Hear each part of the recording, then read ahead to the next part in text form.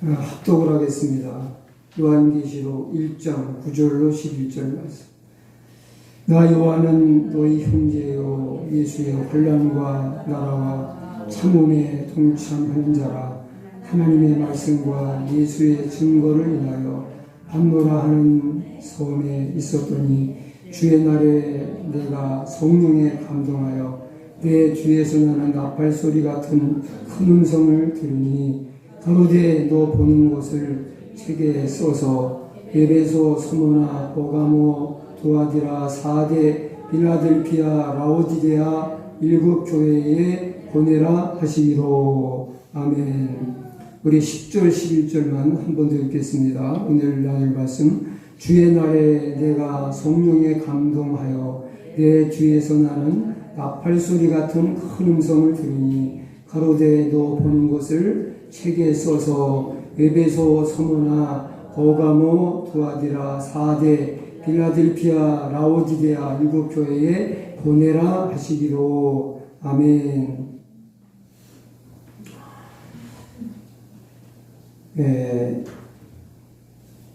설교 제목으로 주보에 실었던 일곱 교회에 보내라 하는 그런 내용이 들어있는 말씀을 이제 오늘서야 드디어 이제 여러분들에게 전하게 됐습니다.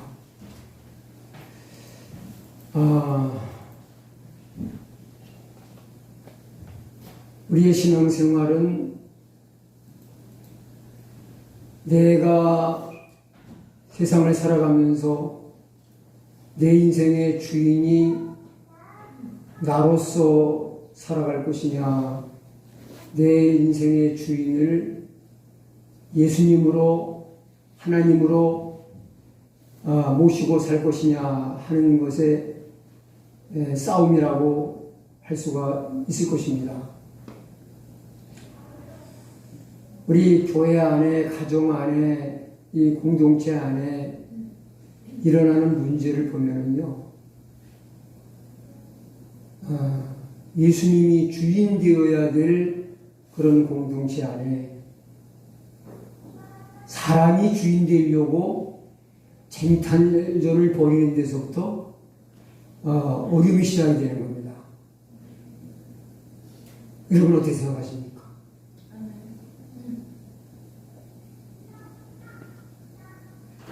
우리 예수님이 주인 되시는 그 영역이 하나님의 나라가 되는 거예요. 그 제가 참 은퇴할 나이가 다 돼서 참 마음이 왠지 이렇게 열어가지고 힘들더라고요. 근데 가만히 원인을 제가 기도하면서 제 자신을 잘 분석해 보니까 결국은 내가 주인이라는 그 사고방식이 완전히 깨지지 못한 그 부분이 더 나를 힘들게 한다는 걸 알게 됐습니다. 나로서는 모든 걸 다 주님께 맡기고 하나님의 주인 되심을 날마다 고백하고 인정하며 살아간다고 생각했지만 그렇지 못한 부분이 분명히 있었더라고요. 그래서 힘든 게 많더라고요. 그러면 종로로 타는 것보다 주인이 힘들어요.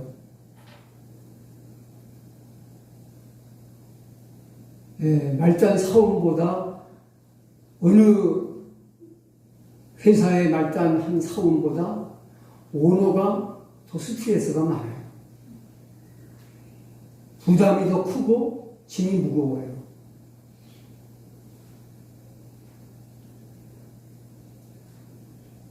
우리는 남의 지시를 받고 남이 이래라 저래라 하는 것을 별로 좋아하지 않아요. 그러나 내가 스스로 결정하고 옳고 그른 걸 분별하고 어떤 게 더 귀하고 어떤 게 더 중요하고 덜 중요한지를 분별해서 내가 스스로 결정한다는 게 얼마나 힘든지 몰라요. 결정해 준 거 그냥 따르기만 하는 게 너무 쉬워요. 여러분 가정에서도 가장이 짐이 무거워요. 애들이 짐이 무거워요. 애들은 그냥 부모 따라 살면 돼요. 그래서 애들은 즐거워요. 부모는 지금 죽을 만큼 힘들어도 애들은 룰루랄라 아무것도 몰라요. 우리는 그냥 어린아이처럼 하나님만 바라보고 살면 되는데 다 가장돼가지고 주인 돼가지고 너무 힘든 거예요. 자, 오늘 9절 말씀에 주의 날이라는 말씀이 나오죠. 주의 날. 이 말은 주님의 날이라는 말을 조금 줄여서 한 말이죠. 주님의 날. 주님의 날이라는 것은 그날의 주인이시라는 거죠. 그러면 주의 날의 주인만 되실까요? 아니죠. 시편 74편 16절에 보면 낮도 주의 것이요 밤도 주의 것이라. 모든 낮과 밤의 주인이 하나님이시라고 시편 기자는 고백하고 있습니다. 그러나 특별히 주님의 날은 우리들에게 나를 위해서 바치라고 구별하신 날일 뿐이지 모든 날들이 모든 만물이 하나님의 것이듯이 시간조차도 하나님의 것입니다. 모든 것이 하나님의 것임을 여기 다시 한번 여기서 언급하고 있는 거죠.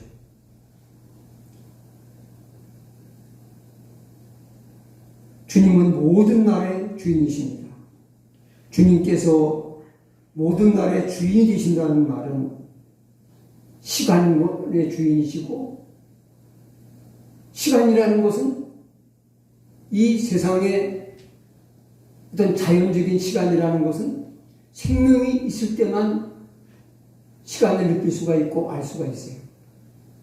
그러니까 내가 시간 속을 산다는 것은 내게 생명이 있다는 것이고, 하나님이 날들의 주인이고 시간의 주인이라는 말은 결국 하나님은 생명의 주인이시고, 또 시간의 흐름이 뭐예요?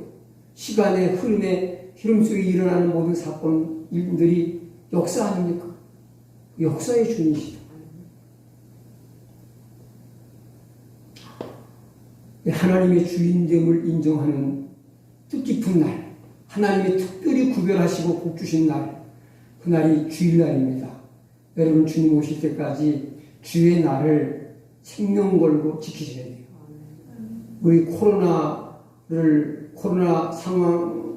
기간을 우리가 보내면서 이 주일 관념이 되지 않아도 무너져가는 때에 주일에 대한 개념과 신앙관이 많이 무너졌어요.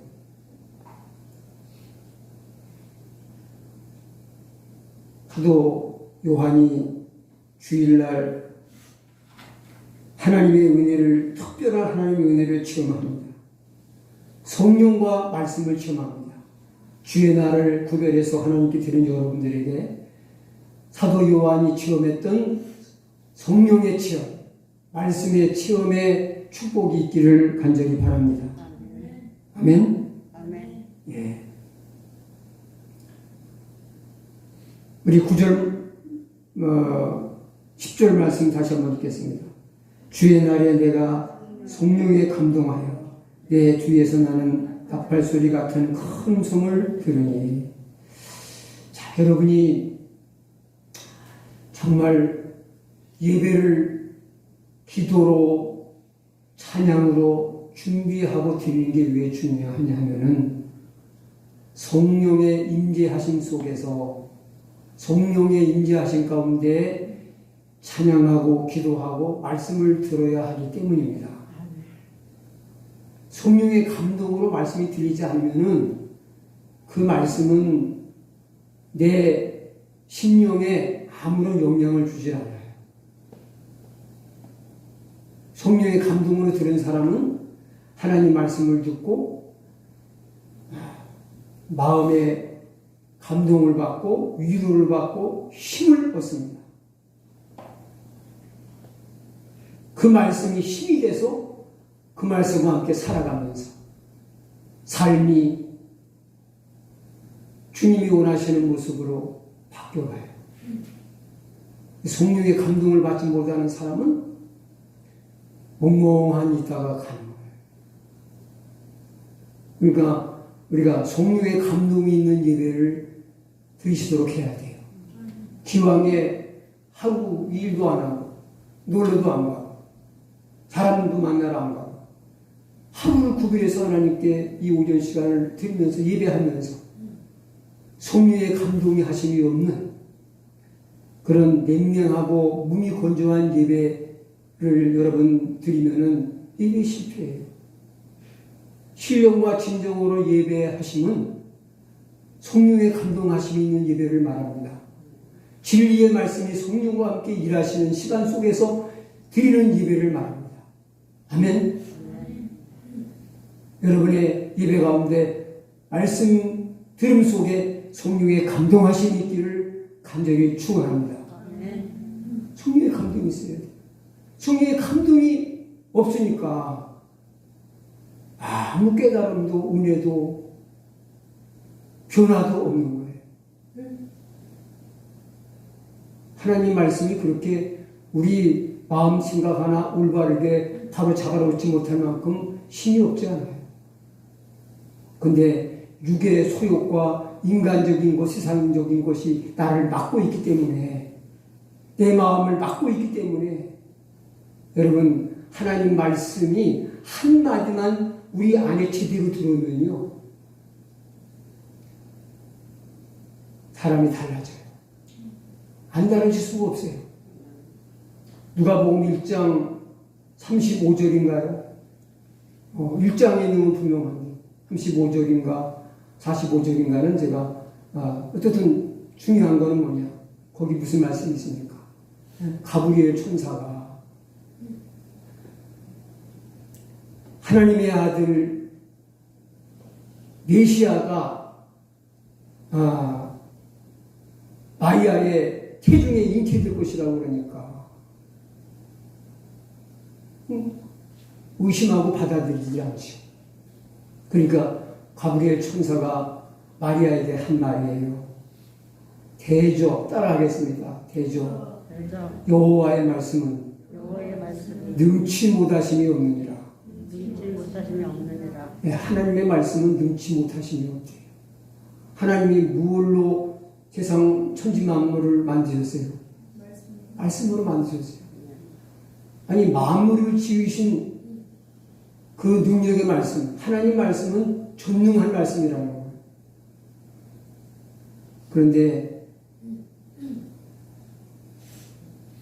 육신의 소욕과 죄가 마음이 가로막혀 있는 사람에게는 그 말씀의 능력이 제대로 역사가 될 수가 없어요. 이게 깨져야 되고 닫힌 마음을 열려야 되고 육의 소욕으로 꽉 찬 완악한 마음을 깨져야 되고, 그래서 내가 낮아져서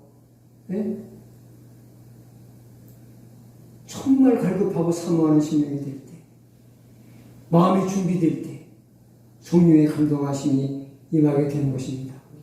목마름이 있어야 되는 것입니다. 성령의 임하심을 생수의 생수로 비유하신 적이 있죠. 요한복음 7장에.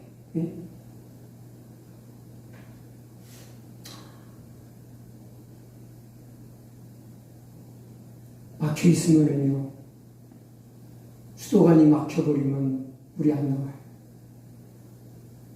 막힌 걸 뚫어야 돼요. 열어야 돼요. 자, 그래서 성령의 감동하심으로 사도 요한이 하나님의 음성, 계시자이신 주님의 음성을 듣게 됩니다. 여러분, 주의 말씀이 주님의 말씀으로 들린다는 것이 축복이에요. 아무리 말씀을 들어도 안 들리는 사람이 있어요. 그런 사람이 너무 많아요. 그냥 덤덤하니 왔다가 그냥 덤덤하니 가요. 어두운 마음 갔다 그냥 어두운 마음 가져가요. 가라앉은 마음 가지고 왔다가 그냥 그 마음 가져가요. 거기다가 어떤 사람은 또 짜증까지도 얹어가지고 한 사람이 있어요. 오늘 설교는 이렇게 길게 하며 가지고 오히려 마음이 별로 그렇게 유쾌한 마음으로 오지도 않았는데 거기다가 또 짜증 하나 더 얹어가지고 가요. 그럼 이게 실패 아니에요.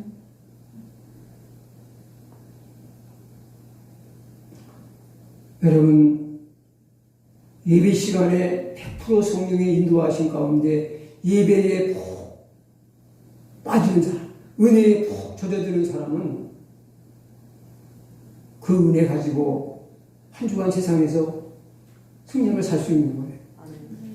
근데 오늘날 얼마나 많은 성도들이 예배에 실패하고 있는지 몰라요. 방금 복음성가에서 찬양했지만 다윗의 시대와 같이 예배가 회복되는 그런 축복이 있기를 바랍니다. 자, 근데 여기 이 부분을 여러분 잘 보고 여기에 대한 해석과 설명은 뒤에 이제 나중에 하겠습니다. 감동하여 하나님의 음성, 주님의 음성이 무슨 소리같이 들려왔습니까? 네, 나팔 소리 같은 어떤 음성입니까? 큰 음성이 들렸습니다. 근데 그 음성이 어느 쪽에서 들려왔습니까? 뒤에서 들려왔어요. 이게 또 의미가 있습니다. 뒤에서 들려와요. 자, 보세요. 이게 사람이에요. 네? 사도 요한같이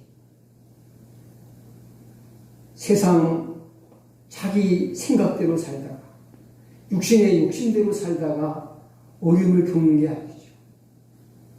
하나님 말씀을 전하다가 예수 그리스도의 십자가 피의 복음을 전하다가 지금 잘못한 것도 없이 지금 아무도 없는 무인도에 버려져 있어요. 쫓겨나 있어요. 유배가 돼 있어요. 그런 사도 요한조차도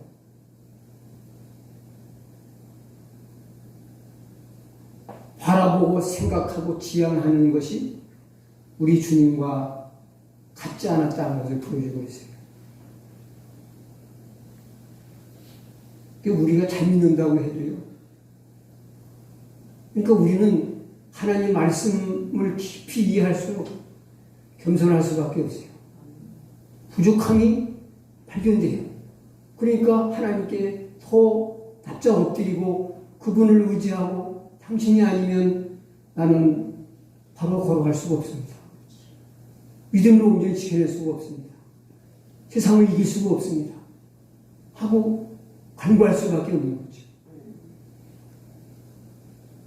그런데 왜 주님의 음성을 나팔소리 같은 큰 음성이라고 이렇게 표현을 했을까요? 나팔소리 같은 큰 음성.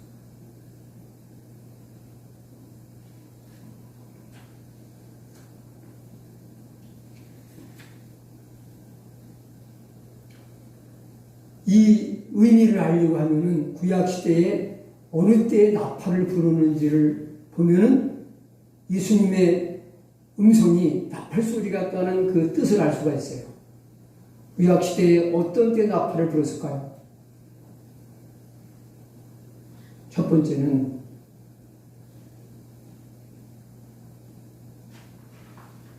전쟁이 일어나서 군인들이 출전해야 될 시기를 알릴 때 나팔을 울렸습니다. 그 다음에 두 번째는 왕이 나타날 때 나팔을 불었어요. 앞에서 나팔 부는 나팔소가 나팔을 불면서 왕이 행차하셨음을 알리는 거죠. 세 번째는 아주 즐겁고 행복한 잔치를, 큰 잔치를 베풀 때에 나팔을 울리고 잔치를 여는 거예요. 여기서 우리는 이 주님의 음성이 나팔 소리 같았다는 이 말씀 속에서 요한계시록이 말씀하고 있는 취지와 방향과 그 의미를 축소해 놓은 게 들어있는 거예요. 네? 그러니까 이 주님의 음성이 나팔 소리가 떴다는 이 의미를 우리가 제대로 이해하게 되면 요한계시록이 어떤 책이냐, 어떤 목적으로 주신 말씀이냐 하는 것을 알 수 있다. 그런 말입니다. 자,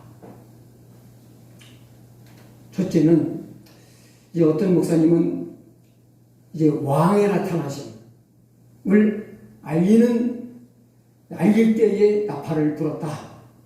그러면 여기 주님의 음성이 나팔 소리 같다는 것은 왕이 나타나신다는 걸 알려는 것이죠. 그럼 그 왕이 누구예요? 네. 실제 요한계시록에 보면 예수님을 왕이라고 말씀을 해요. 왕 대신 예수님이 오실 것을 세상에 선언하고 알리고 전하는 책이 요한계시록의 그 의도고 목적입니다. 그래서 뭐예요? 오늘 벌써 1장에도 그랬잖아요. 7절에 볼지어다 구름을 타고 오시리라. 그러죠? 네? 1장 처음에 나오는 게 뭐? 예수님이 구름을 타고 오신다. 영광 가운데 오신다. 위엄을 가지고 오신다. 권세를 가지고 오신다. 하나님으로서 심판해 주러 오신다. 그런 뜻이 영광 구름 타고 오신다는 얘기는. 네? 자음 타듯이 구름 타고 오신다는 그런 의미가 아니라 구름과 함께 오신다는 의미로서 그건 뭐예요? 영광 가운데 하나님의 권세와 능력과 심판의 권위를 가지고 오신다는 것을 말씀하는 것인데, 또 마지막 22장에 가도 주님이 오신다는 걸 자주 말씀하죠. 속히 오시리라. 네? 하시면서 그분에게 너희가 받을 상이 있다. 그분에게 너희가 받을 하늘의 기업이 있고 그 영원한 나라가 있다 하는 것을 계속 말씀하고 있어요. 주님이 오신다. 곧 오실 것이다 하는 것을 말씀하고 있죠. 맨 마지막에 아멘 주 예수여 어서 오시옵소서 하고 요한계시록이 끝나잖아요. 이 왕이 오신다 하는 것과 왕이 오시면 뭐해요? 네? 예배당 줘요? 선교 나가요? 전도하러 나가요? 그때는 전도 없고 선교 없고 다 아주 끝났어요. 네. 잔치가 벌어져요. 근데 우리 그거를 공중호인 잔치라고 하잖아요. 그래서 나팔을 언제 불어요? 잔치의 시작을 알리는 거죠. 이 두 가지를 목사님들이 말씀하는 것을 제가 봤는데, 또 한 가지 저는 이 전쟁도요. 사실은 우리가 왕 대신 주님을 기쁨으로 맞이해서 정말 기쁨과 감격의 잔치를 벌이려면요, 인내하며 싸워야 될 전쟁 과정이 있는 거예요. 그래서 이 구약에 상징하는 세 가지 의미를 다 가지고 있는 사실입니다. 성경의 사실은 악의 세력과 싸워야 될 것을 말해요, 안 해요? 요한계시록이 많이 말하죠. 그러니까는 이 세 가지, 나팔을 부는 세 가지 의미를 다 말하고 있습니다. 사실은 앞에서 말씀한 사도 요한이 환난을 겪는 것도 뭐예요? 악의 세력과 복음을 거부하는 불신의 세력과 이게 타협하는 것이 아니라 그들과 대치하고 싸우려니까 고난이 있는 거 아니에요? 그래야 하는 거예요.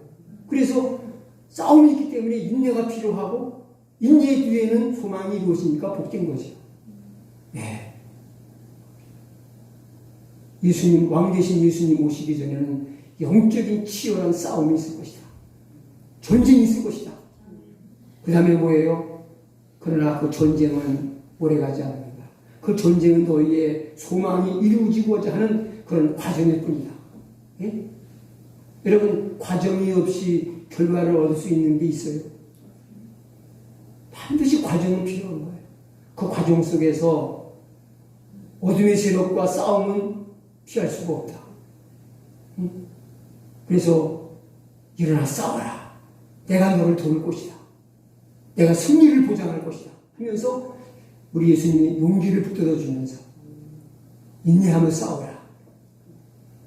만왕의 왕인 내가 곧 너에게 임할 것이다. 너에게 승리의 깃발을 안겨줄 것이다. 하고 말씀하는 거예요. 얼마나 요한계시록이 멋진 그런 복음적인 메시지가 담긴 성경입니까? 맞아요, 틀려요? 맞죠? 네. 그 다음에 뭐예요? 천국 잔치가 이루어지게 되는 거예요. 여러분도 어때요? 수상집에 가는 것보다 이 세상 잔치야, 하늘 잔치하고 비교가 되겠습니까? 그런데 수상집에 가는 것보다 잔치집에 가는 게 그래도 마음이 밝고 좋죠? 네? 물론 세상에서는 추상집에 가는 것도 의미가 더 중요해요. 그런데, 우리, 그러나 타국에서 맨날 추상집에서 살라고 그러면 살겠어요? 매일 문상만 다니며 살라고 그러면은 그것도 못할 일일 거예요. 그래서 그 중환자실 같은 데서 근무하는 간호사나 의사가, 참 힘들겠다. 그것도 못할 일이겠다. 맨날 죽어가는 사람만 보니 맨날 죽을 일만 쌓여있는 것처럼 보일 거 아니에요, 세상에. 그러지 않아요? 눈만 뜨면 죽어가는 사람 보니까 이 세상에 근심된 일이 많고 죽을 일이 쌓였구나. 그 노래가 저절로 나올 것 같아요. 응? 그러니까 힘은 일이 없어요. 한마디로 말해서. 그러니까 다 힘들게 사니까, 나만 힘들게 아니니까, 나는 내 몫의 어려움과 고난이 있으니까 주 안에서 잘 이겨내면 복이 된다 하는 것을 믿고 나가시기를 축원합니다. 아멘. 네.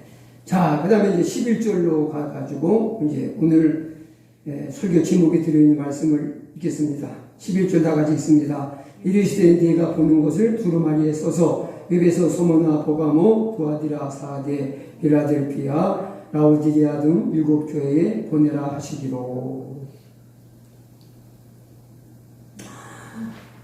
자, 네 본 것을 두루마리에 쓰라고 해요. 그리고 보내라고 하세요. 7교회에 보내라. 그게 11절의 내용이죠. 네. 그럼 사도 요한에게 보여주신 것이 있으니까 본 것을 쓰라고 하시겠죠. 네. 뭘 봤을까요?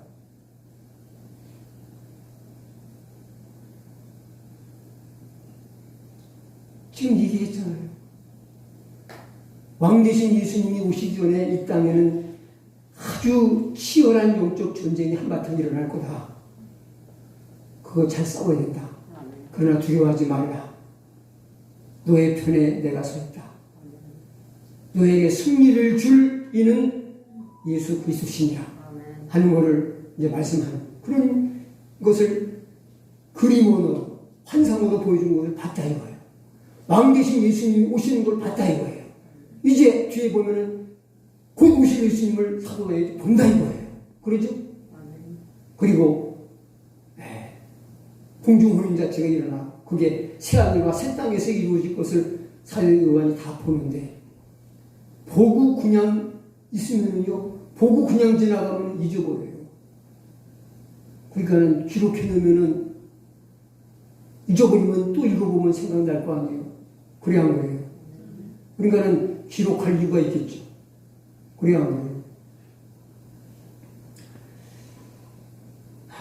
여러분도 저도 분명 오늘까지 믿음직 좋은 것이 있으면요 육의 눈으로 본 것이 아니라 믿음의 눈으로 본 게 있기 때문에 오늘까지 이렇게 버티고 온 거예요. 네? 보고 믿어지는 게 있으니까 온 거 아니에요? 아무것도 안 보이고 아무것도 안 믿어지는데 여기까지 참고 왔겠어요? 네? 그래야 한 거예요.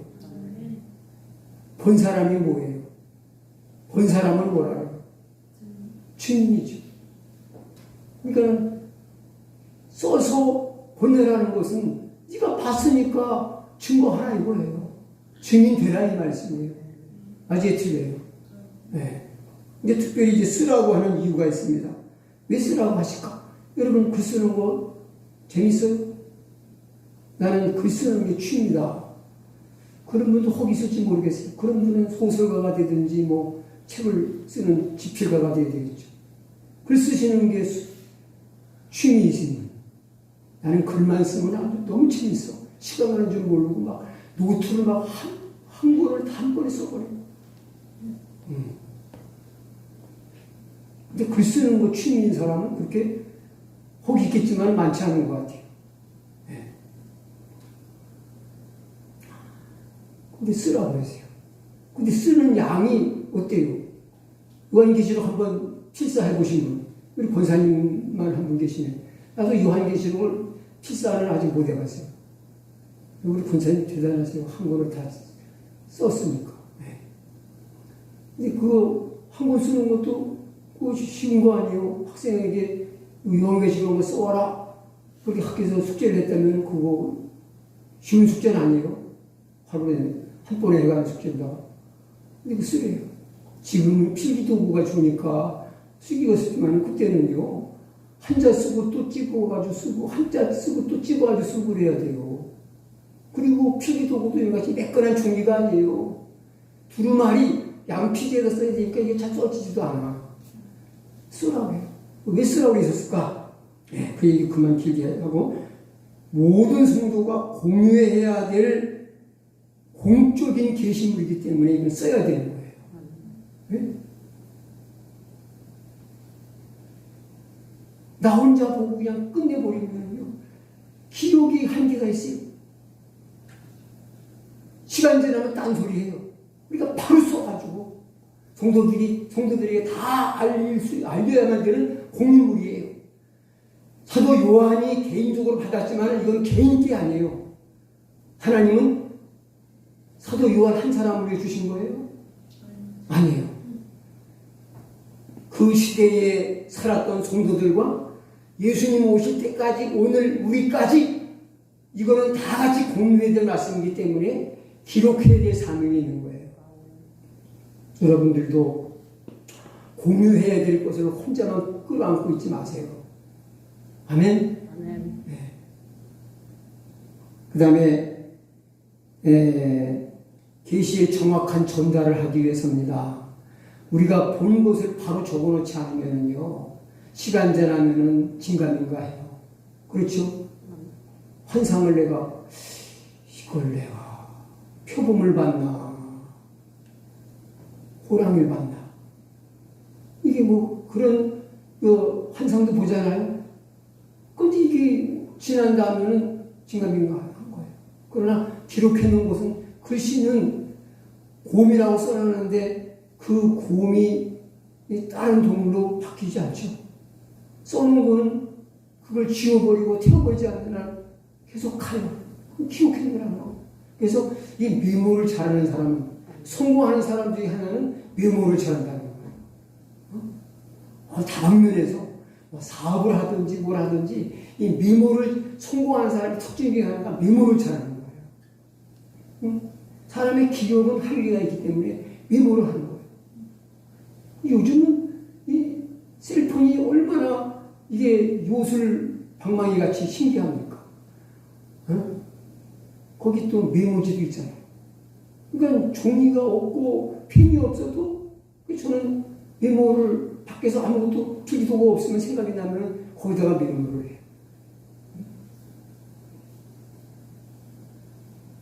써라.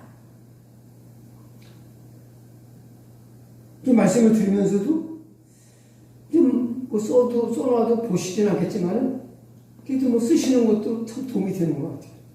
또 혹 생각이 나서 다시 볼 수 있는 거고. 하나님의 말씀을 온전히 주님 오실 때까지 쭉 보존하기 위해서 기록하는 것이 필요했기 때문에 하나님은 기록하라고 당부하십니다. 그 다음에 우리가 말로 전하는 것은 나 몸은 하나인데 나 혼자 중요한 비밀을 알고 있어요. 나가 다른 곳에 전하는 건 한계가 있어요. 그런데 그 당시에는 TV나 이런 방송 매체가 없으니까 똑같은 내용을 글로다가 많이 써가지고 사본을 만들어가지고 편지용식으로 해서 똑같이 베껴가지고서 내가 혼자 가자면 한 군데밖에 못 가지만은 편지를 써가지고 편지를 100통을 써가지고 100곳에 보내면요 어느 게 더 효과가 있습니까? 편지가 효과가 있는 거예요. 그다음 지금은 이제 방송 매체나 이런 매스컴 또 SNS 이런 게 또 복음 전파에도 하나님은 유용하게 쓰시더라고요. 그런데 그 당시에는 그런 게 없기 때문에 한 사람이 본 것을 많은 사람에게 퍼뜨리는 거는 쓰는 것밖에 없어요.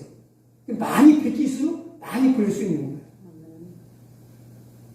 그래가지고 계속 이제 P4본의 성경이 많이 나오는 거죠.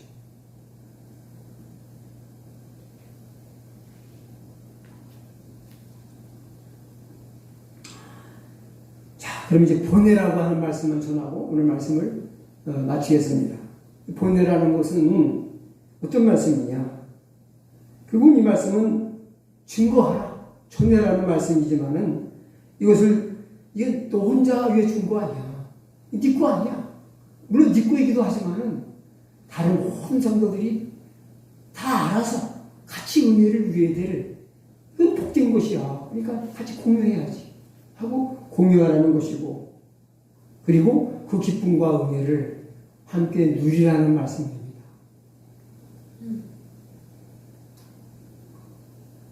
그러니까 우리는 요한계시록을 보면 막 두려움을 느낀다는 사람들이 많아요. 무시시한 기분을 느낀다는 사람이 많거든요. 그러나 요한계시록을 잘 우리가 알고 보면은요, 정말 기뻐해야 될 그런 말씀으로 가르쳐 있어요. 우리를 위로하고 격려하는 말씀으로 가르쳐 있어요. 사랑하는 성도들에게 예수님이 막 연애 편지를 쓰듯이 주신 그런 말씀이라고 할 수 있어요.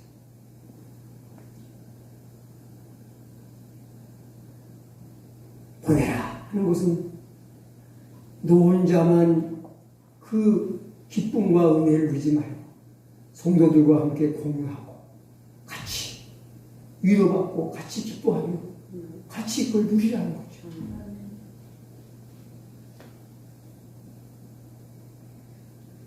자,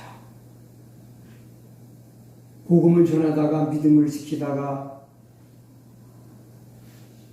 죽을 만큼 두들겨 맞고 고문당하고 감옥에 갇혀있던 성도들이 울상이 돼가지고 막 한숨을 땅이 꺼지도록 푹푹 쉬면서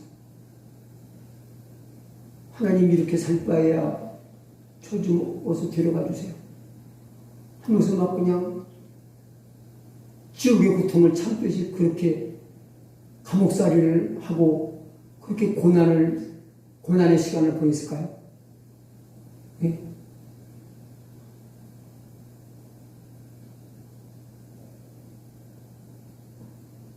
나는 아니라고 봐요.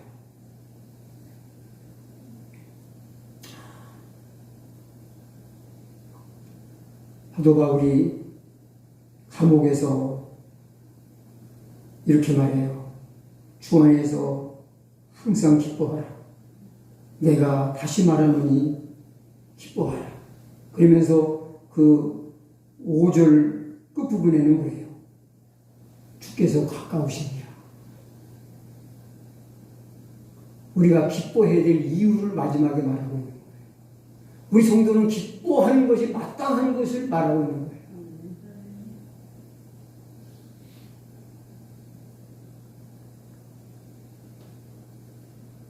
지금은 억울하게 감옥에 갇혀 있어요.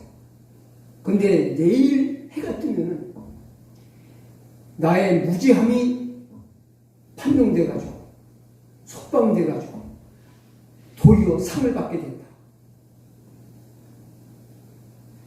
요셉이 그랬잖아요. 죄 없이 감옥상을 하다가 역전돼가지고 하나님이 상으로 총리의 영광을 얻게 하시잖아요. 그것처럼 그런 날이 온다면요. 지금 현재 내 몸은 감옥에 갇혀서 지금 힘들어요. 고난 당하고 있어요. 근데 얼굴이 죽을 상일 것 같아요. 환하게 기쁨으로 가득 차 있을 것 같아요. 네? 아니 내일이면은 내 운명이 확 바뀐다니까. 오늘은 감옥에 사는데 내일은 요셉처럼 무죄 석방돼가지고 왕의 마음에 들어서 총리의 자리에 앉아서 세상을 호령하고 통치하는 사람이 되는 것처럼 그런 영광과 축복을 얻는 날이 온다니까요. 그러면 현재 상태는 감옥 아니고 어둠컴컴한 감옥 아니지만은 지금 현재 기뻐할 수 있겠어요? 없겠어요? 네? 기뻐하지요. 신나죠. 현재의 기쁨이 전혀 현재의 고난으로 여겨지지가 않죠. 그래서 사도 바울은 말과 이론으로만 그런 게 아니라 그걸 믿었기 때문에 감옥에서 기뻐하라고 할 수 있고 자기도 기뻐하고 있는 거예요.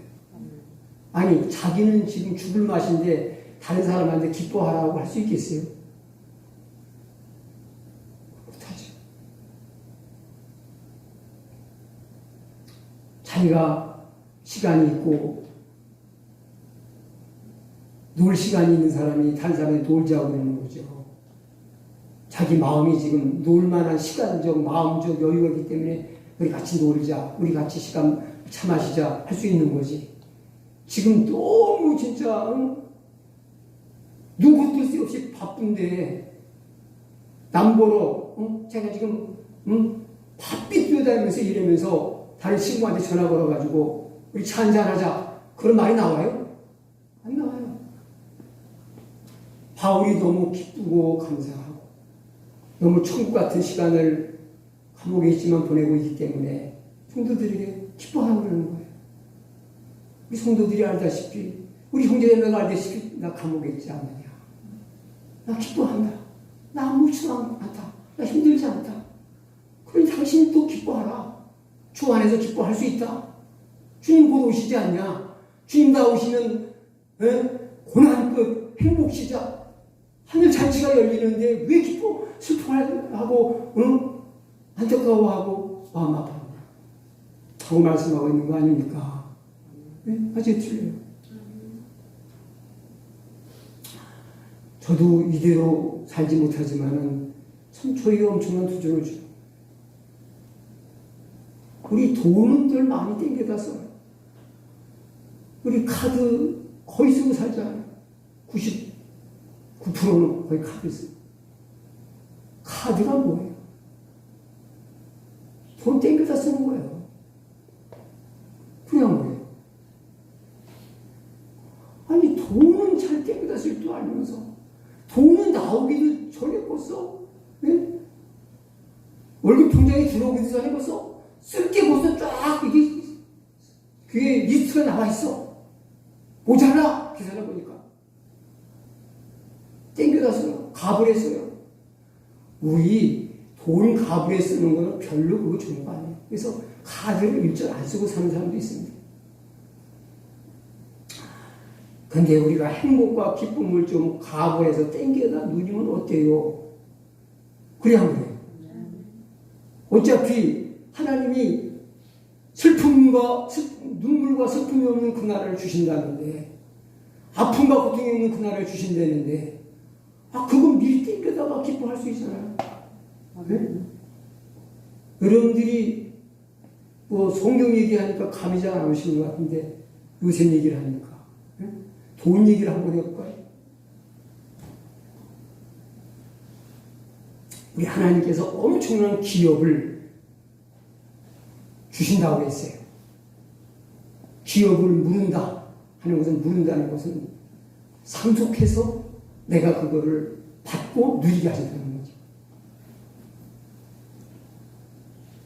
우리가 받을 기업이 뭐예요? 하늘 나라예요. 아멘. 나라. 네. 땅 1000평만 기업으로 누가 준다고 해도 그 얼마나 수지가 많은 거예요. 근데 그 나라를 주신대. 그런 거에 우리가 비교해서 그냥 천문학적인 숫자의 어마어마한 재산을 이제 일주일 후면은 내가 상속받게 돼 있어요. 우리 하늘 아버지가 우주의 부자이시기 때문에. 예? 그 사우디아라비아의 황세자 겸 총리인 무하마드 빈 살만이라고 하는 그 분이 우리나라에 다녀왔잖아요. 그런데 돈 그러면은 빈살만. 빈살만 있는 것 같아요. 그래서 이름이 참 희한한데 그 천조라 그러잖아요. 천문학적인 숫자의 재산을 가져가지고 그냥 우리는 뭐 바캉스보다 더 아주 편안한 게 호캉스라고 그러는데 말만 들었지 저도 한 번도 곁에도 한번 가본 적이 없지만은 여러분도 되게 그러실 거예요. 응? 호캉스가 뭐 하는 건가 그런 분들이 있을 텐데 근데 호텔 한 번 가서 잠자는 거 쉽지 않잖아요. 근데 호텔 객실 우리나라에서 최고 비싸고 최고 좋은 호텔을 객실을 뭐 400개를 빌리고 우리나라에서 주는 침대에서 자면은 뭐가 잠이 안 오는지 침대까지 공수해 오고 비행기에다가 막 우리나라 고위층들에게 줄 선물을 막 바리바리 싸가지고 와가지고 얼마나 그만한지 내 비행기 안에 당신들 선물 많이 있으니까 가져가시오 그러더라고요. 그만큼 그런 어마어마한 재산을 여러분 일주일에 상속받게 됐다. 근데 여러분 잘 아는 친구가 찾아왔어요. 친구야, 나 지금 돈이 100만 원이 너무 급해. 100만 원만 빌릴 수 있을까? 그러면은 어쩌겠어요? 응? 여러분이 그럼 일주일 후에는 진짜 셀 수 없을 만큼 천문학적인 숫자의 돈이 상속되어진다고 한다면은 친구가 100만 원 빌려다고 하는데 어디 쓸 거냐, 뭐 돈이 없다, 뭐 이런 얘기 해요? 안 해요? 어디 쓸 거냐고 묻지도 않고 그까지 그 100만 원은 뻥값도 안 되는 거니까 뭐 그런 사람들은 뭐 팁도 막 그냥 1000만 원짜리 숲 한 장씩 그냥 주고 막 그냥 입만 하는데 1억 쓰는 것이 우리 돈 막 10,000원 쓰는 것보다 더 쉽게 쓰니까 그까지 그 100만 원 빌려달라는 거야. 그냥 애들 용돈 주는 것보다 더 쉽게 줄 수 있을 게 아닙니까? 여유가 있고 벌써 어깨에 힘들어가고 그냥 뭔지 막 그냥 목에 힘이 들어가고 벌써 걸음걸이가 뭐또 다르고 어딘가 믿는 데가 있는 것 같고 달라질 게 아닙니까? 근데 우리는 천국을 간다고 그러는데 저부터도 천국 갈 사람 같이가 안 보여요. 네? 엄청난 기업을 뭐 누린다느니 뭐 그렇게 떠들어대는데 뭐 그렇게 누릴 것 같지가 않아요.